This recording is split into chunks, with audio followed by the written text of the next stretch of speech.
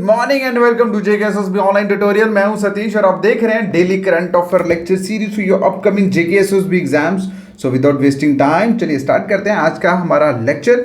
हमारे लेक्चर का पहला जो क्वेश्चन है आज का दैट इज कि बुद्धम शरणम गच्छामि, ये जो एग्जीबिशन है ये रिसेंटली कौन सी स्टेट यूटी में इनॉग्रेटेड किया गया।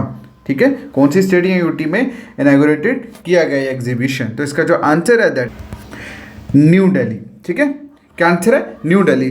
चलिए, रिसेंटली हमारे जो यूनियन मिनिस्टर है of state for external affair and culture, जिनका नाम है मीनाक्षी लेखी, इन्होंने national gallery of modern art जो कि दिल्ली में है, वहाँ पर इन्होंने बुद्धम शरणम गच्छामि एग्जीबिशन जो है ये इनॉग्रेट करा है। अब इसका जो मेन रोल है, मतलब मेन जो ऑब्जेक्टिव है इसके पीछे दैट इज कि बुद्धिस्ट आर्ट एंड कल्चर को पूरे अक्रॉस द वर्ल्ड उसको शोकेस करना, उसको दिखाना। ठीक है, और ये जो एग्जीबिशन है ये मोस्ट ऑफ द मतलब कंट्रीज के जो लोग हैं जो बुद्धिज्म पॉपुलेशन में जो मतलब बहुत ज़्यादा सिग्निफिकेंट हैं, बुद्धिज्म को बहुत ज़्यादा मानते हैं, they have visit there and attended this exhibition. Clear है? मतलब इन शॉर्ट आपको ये बताओ, ये जो एग्जीबिशन लगी थी उसको बहुत सारे कंट्रीज के जो लोग बुद्धिस्ट सिग्निफिकेंट लोग हैं, लाइक जैसे Nepal, Myanmar, Mongolia, south Thailand, Bhutan वगैरह, वहाँ से लोग आए हुए थे इस एग्जीबिशन को अटेंड करने। क्लियर है?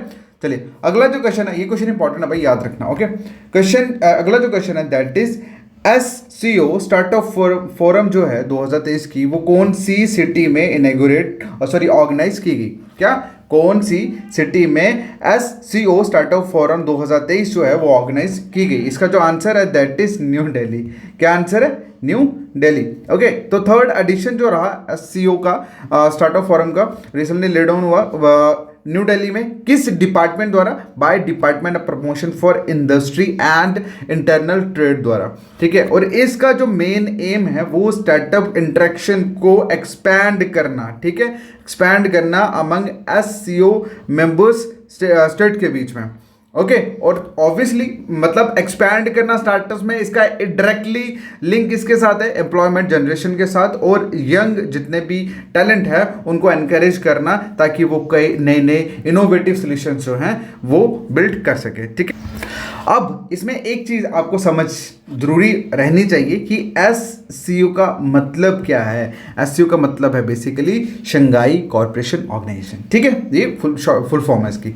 अगला जो क्वेश्चन है, क्वेश्चन में पूछा गया है कि which country impose title 42 order. ठीक है, कौन सी कंट्री ने 42 ऑर्डर जो है वो इम्पोज करा था? तो इसका आंसर है USA। क्या आंसर है इसका? USA। देखो, टाइटल 42 ऑर्डर जो था वो ट्रंप एडमिनिस्ट्रेशन 2020 में उन्होंने इम्पोज करा था जितने भी माइग्रेंट्स थे मैक्सिको से, उनको एक्सपेल करने के लिए। लेकिन अब फाइनली ये जो टाइटल 42 था, अब इसको रिप्लेस करा गया है by the enforcement of title 8। ठीक है, आपको इसके टाइटल 8 में क्या है, 42 में क्या है, इस पर बीच में घुसने की जरूरत नहीं है, बस इतना समझ लीजिए दिस इज द मतलब obviously this is a powerful country in the world, so that's why it is important in term of international events, so that's why I included this question in this current session.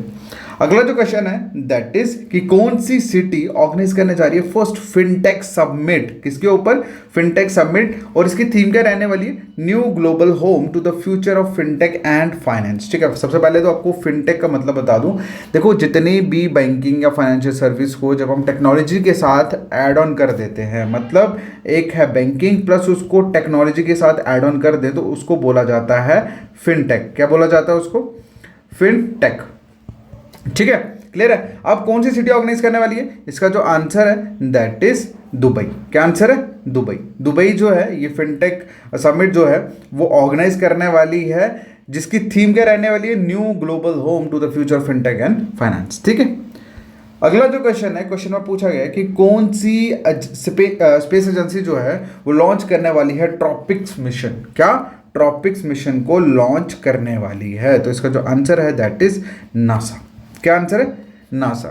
Okay, चलिए अगला जो question है, देखो अब आपको बीच में पूछने की जरूरत नहीं है, क्योंकि अगर आप यूपीएससी एसएससी की तैयारी कर रहे होते तो एक पर्टिकुलर सेशन आपको कहीं ना कहीं मतलब क्या बोलते हैं इसको, स्टार्टिंग में पूछा जा सकता था, but when you are preparing for the JK SSB, so you just have to know about who is going to launch and nothing beyond that. Okay, so if I go to explain the description of any particular topic, sorry, in any particular question, so my main motive behind that is to know that कि कौन सी ministry ने करा, उस ministry का क्या नाम था, and wholly solely that thing will be related with your country. So that's why when things is related with the India and when JNK, so that's why I try to explain that description. Otherwise अगर मैं description नहीं पढ़ रहा हूँ, it means that is not important for JK exam. Okay, so if you will come to know that which thing is good for the examination and what we have to learn and what to leave, तो आपको उसके बाद कुछ भी आने की जरूरत नहीं रहेगी. ठीक है.